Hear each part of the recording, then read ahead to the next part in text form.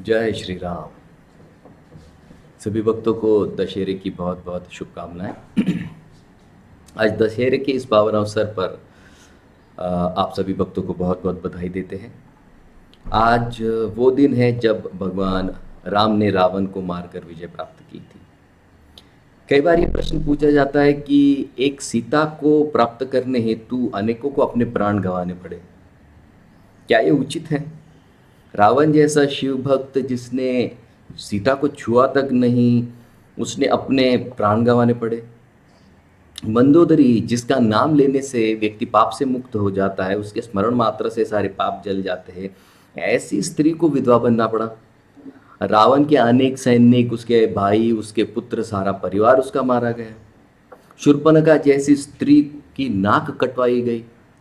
तो आखिर क्यों केवल एक स्त्री के लिए? कुछ दिन पहले एक मैसेज वायरल हुआ था जिसमें एक लड़की अपनी माँ से पूछती है, जो गर्भवती है, और वो पूछती है कि बेटी तुझे कैसा भाई चाहिए, अगर अगर हमें पुत्र होता है तो तुम्हें कैसा भाई चाहिए? तो वो लड़की कहती है कि माँ मुझे ऐसा भाई चाहिए जो रावण जैसा हो, बल्कि राम के जैसा न हो, क्योंकि राम ने अपनी पत्नी तक को छोड़ दिया था। और वही रावण जिसने सीता को अगवा किया था, उसने छुआ तक नहीं अपनी कस्टडी में उसे। तो मुझे रावण जैसा भाई चाहिए। तो चलिए ठीक है, इसी मसले को लेते हैं और कुछ चर्चा करते हैं। दोनों के काराकिर्द को देखते हैं, दोनों के चरित्र को देखते हैं, और निर्णय हम आप पे छोड़ते हैं। चलिए रावण से शुरुआत करते हैं। रावण जो है, अगर आप वाल्मीकि रामायण पढ़ेंगे तो ऑफिशियल रावण पर जो केसेस है वो 18 के करीब रेप केसेस दर्ज है उसके नाम पर, कि 18 स्त्रियों को उसने उनकी इच्छा के बगैर उनसे शारीरिक संबंध बनाए। ये वाल्मीकि जी अपने रामायण में लिखते हैं। तो 18 नंबर है, आगे कम ज़्यादा हो सकता है। दूसरी बात, उसका एक ही फॉर्मूला था, देखी नारी आंख मारी। ये वही फॉर्मूला है जो हमें पिक्चरों में सिखाया जाता है। कई बार पिक्चरों में यही प्रमोट किया जाता है, हीरो इस तरह से एक लड़की को देखता है और फिर उन दोनों की प्रेम कहानी शुरू हो जाती है। ये वो व्यक्ति है जिसने वाइफ स्वैपिंग का ट्रेंड शुरू किया था। जिनको वाइफ स्वैपिंग पता नहीं है उनके लिए मैं संक्षिप्त में बताना चाहूँगा कि दो व्यक्ति है, दो पुरुष है, दोनों शादीशुदा है, लेकिन शारीरिक सुख के लिए अपनी पत्नियों को अदला बदल करते हैं। एक की पत्नी दूसरे के साथ, दूसरे की पत्नी इसके साथ, इस तरह से। तो ये जो ट्रेंड है, ये कोई मॉडर्न ट्रेंड नहीं है, ये रावण ने सेट किया हुआ ट्रेंड है, ये उसका प्रचेता रहा है। तो ये इसने किसके साथ किया था? ये वाली के साथ, क्योंकि वाली के साथ उसको लगा था वाली को मैं हरा दूंगा, क्योंकि उसने वाली का बहुत नाम सुना था। तो जो वाली ने उसको काख में पकड़कर चारों दिशाओं में 3 गायत्री करने के पश्चात जब वो वापस लंका पहुंचा, किष्किंधा पहुंचा, तब उसने देखा कौन है। तो ये रावण समझ गया कि भाई ये बहुत शक्तिशाली, इससे मारपीट करने में, इससे झगड़ा करने में कोई मजा नहीं, इससे मैत्री कर लेंगे। तो मैत्री के अग्रीमेंट में उसने ये एक टर्म्स एंड कंडीशन रखा था कि भाई तू जब चाहे तो, मेरी बहुत सारी पत्नियां हैं, तू जिसको चाहे उसको ले जा। तो वाइफ स्वैपिंग का ट्रेंड देखिए, इतना बढ़िया जो ट्रेंड है, जिसको आजकल इतना नवाजा जाता है मॉडर्न कल्चर में। तो ये भाई साहब उसके प्रमोटर थे। और इनके बारे में कहा जाता है कि ये वो व्यक्ति थे जिन्होंने सीता को छुआ तक नहीं। अभी क्यों नहीं छुआ? तो वेदवती नाम की एक ऋषि कन्या थी जो विष्णु को प्राप्त करने हेतु तपस्या कर रही थी। तो ये जो ऋषि कन्या है, इस ऋषि कन्या ने इनको शाप दिया था कि अगर इसके आगे तुमने किसी भी स्त्री को बिना पूछे स्पर्श किया तो तुम वहीं मर जाओगे। तो इसी डर के कारण उसने सीता को छुआ नहीं था। ये वो व्यक्ति है जिन्होंने अपनी निजी इच्छा के लिए पूरे परिवार को दांव पर लगा दिया। इतने अनेकों अनेकों सैनिक उसके मारे गए। अच्छा भाई, सैनिक जो उसके लिए लड़े थे, ये भाई क्या करते थे? ये भाई साहब क्या करते थे, जब कोई सैनिक मर जाता था तो वो सैनिक के शव को पानी में फेंक देते थे। ये उसी तरह से हुआ जो हमारे बगल वाले देश के कई जो सैनिक थे, जो हमारे देश के वीरों के साथ लड़ने आए थे और मारे गए। तो वो देश, हमारा बगल वाला देश, उसने कहा कि ये हमारे सैनिक है ही नहीं, तो अब इनको जो क्रियाकर्म करना है मरने के पश्चात कौन करेगा? तो हमारे वीर भारतीय सैनिकों ने उनके धर्म के अनुसार इनकी सारी अंतिम क्रियाएं की। ये हमारे भारतीय सेना की खूबी है, देखिए। और यहाँ पर ये जो हमारे भाई साहब, ये क्या करते थे, नंबर कम दिखाने के लिए सारे शवों को पानी में फेंक देते थे। और ये भगवान शिव के इतने महान भक्त थे, इतने महान भक्त थे कि उन्होंने तपस्या की। किसके लिए तपस्या की? शिव की पत्नी को प्राप्त करने के लिए, पार्वती को प्राप्त करने के लिए ये यहाँ पर देखिए तपस्या कर रहे हैं। इतने बड़े तो शिव भक्त है कि जिसकी आराधना कर रहे हैं उनकी पत्नी को। अभी भगवान शंकर तो ठहरे भाई अपने, वो तो हर चीज में मस्त है राम नाम में, तो कहते ले जाओ भाई, हमको तो कोई दिक्कत नहीं है, तो ये लेके जाता है। तब माता पार्वती भगवान विष्णु से प्रार्थना करती है, कहते हमको छुड़ाओ। तो भगवान विष्णु ब्राह्मण का रूप लेकर आते, कहते अरे तू किसकी चक्कर में आ गया, ये शंकर के चक्कर में मत आ, इनके कभी वरदान सही नहीं होते। वो क्या तुमको वो लगता है तुम्हारी असली पत्नी उसको तुमको दे देगा? असली पत्नी तो उसने वहाँ माया दानव के घर पर छुपा के रखते। बोलते क्या सही कह रहे हो? यहाँ बिल्कुल जाके देख लो। तो वो जाता है पाताल में और बिल्कुल पार्वती के जैसे दिखने वाली जो मंदोदरी है वो उसे दिखती है और उसके साथ शादी करती है। तो ये है हमारे रावण, जिनके पास सहस्त्र रानियां होने के पश्चात भी संतुष्ट नहीं है। मंदोदरी जितनी सुंदर स्त्री होने के पश्चात भी ये व्यक्ति संतुष्ट नहीं है। हनुमान जी जब मंदोदरी को देखते तो इतने प्रभावित हो जाते कि उनको लगता है कि अरे ये तो सीता है, खुश हो जाते हैं। लेकिन बाद में पता चलता है ये तो मंदोदरी है, इतनी सुंदर थी वो। और इनकी बहन तो वो व्यक्ति है जो सबसे पहली ऐसी व्यक्ति थी जो न्यूज़ को बिल्कुल विपरीत ढंग में छापती है। एक बार एक साधु महात्मा थे, वो एक गांव में जाते हैं और गांव में जाने के पश्चात वहाँ पर उनको पता चलता है कि यहाँ पर कोई वैश्यालय ही नहीं है, वैश्या ही नहीं है इस गांव। तो बड़े आश्चर्यचकित हो जाते। तो कहते यहाँ पर वैश्या ही नहीं है।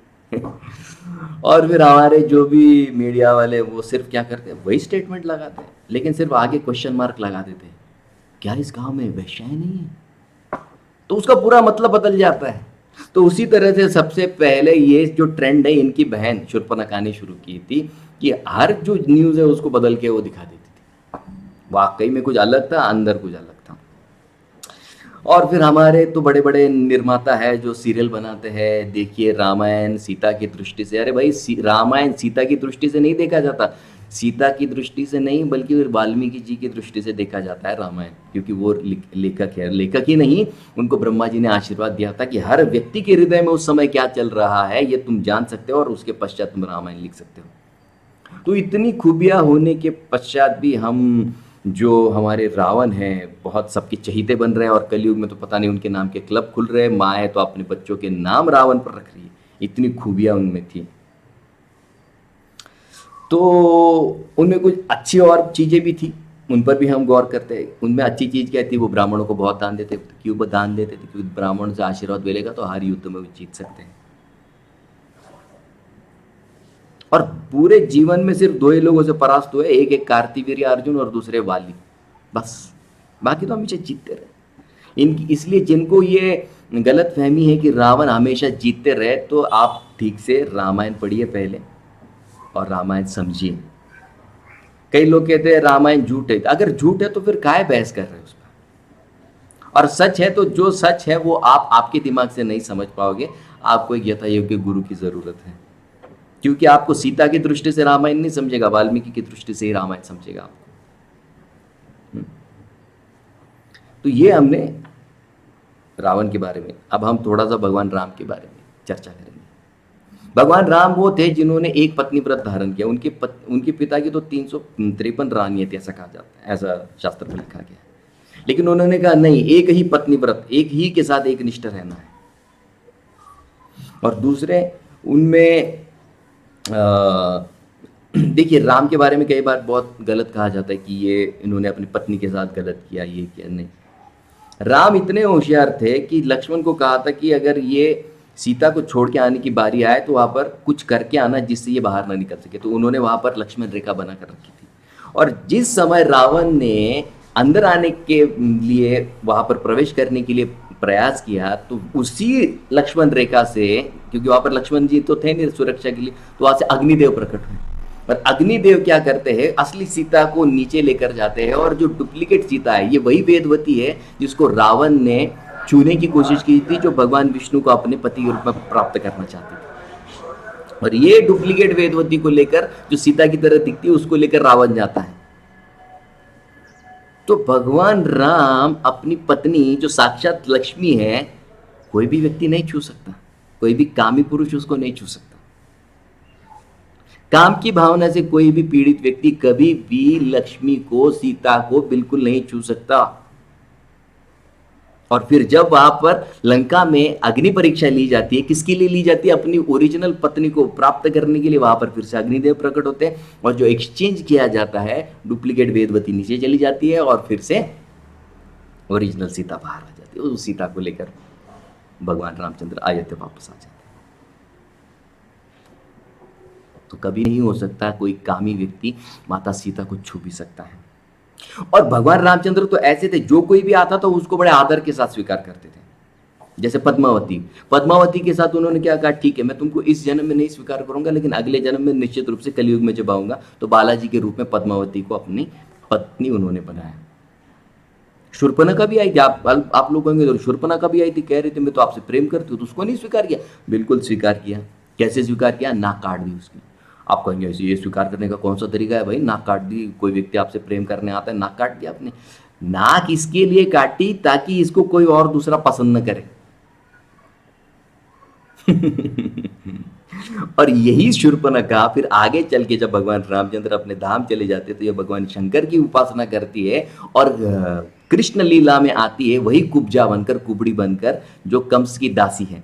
वहां पर भी उसको वैसे ही कुबड़ी रखा। क्यों? क्योंकि कोई उसको पसंद ना करे, ये मेरी प्रॉपर्टी है। भगवान रामचंद्र ने उस पर थप्पा लगा दिया, ये मेरी प्रॉपर्टी, कोई छुए नहीं इसे।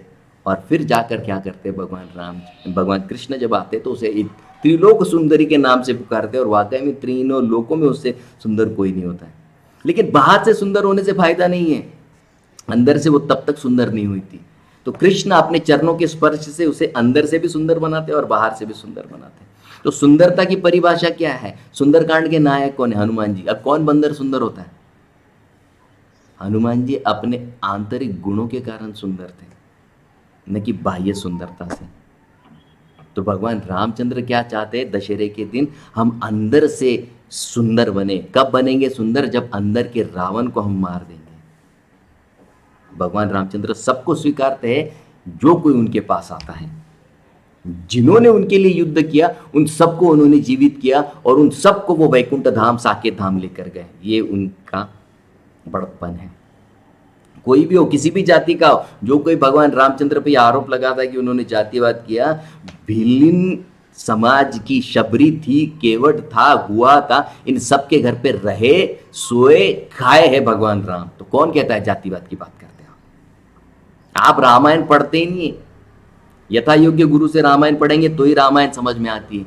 टीवी वालों से सुनेंगे तो कुछ नहीं समझ आएगा आप, क्योंकि उनको तो टीआरपी चाहिए, उनको आपको भगवान की श्रद्धा में लीन तो करना है नहीं, उनका धंधा चल जाए बस, बहुत बड़ी बात है।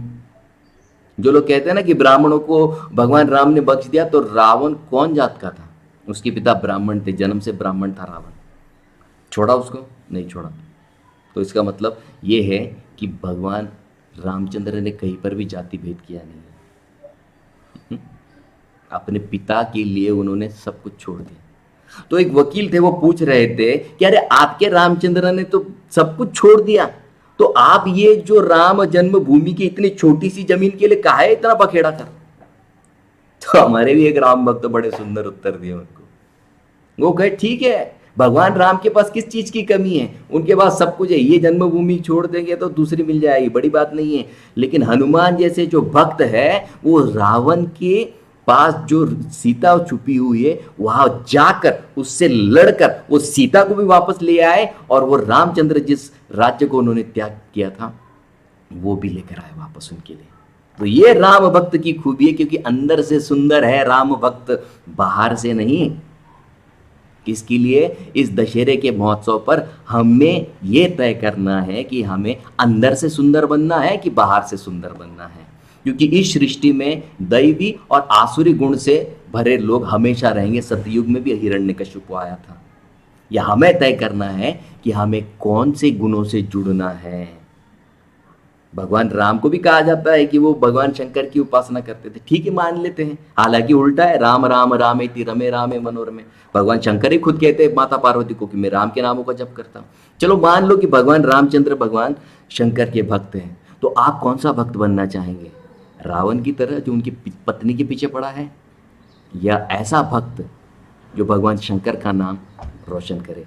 तो इस दशहरे पर हमें ये तय करना है। बहुत बहुत धन्यवाद। हरे कृष्ण।